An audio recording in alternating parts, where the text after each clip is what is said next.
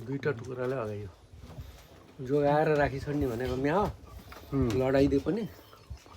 झम्म तपाईँ आफैले लडाइदियो भन्नुभयो दाइ भन्नुहुन्छ पछाडि म भन्छु ठोकिन्छ भन्नुभयो ले ल्याइदियो ठोक्यो रहल्यो भन्दाखेरि रिसलहरू खान्छ तपाईँ के नमिले हो त्यसमा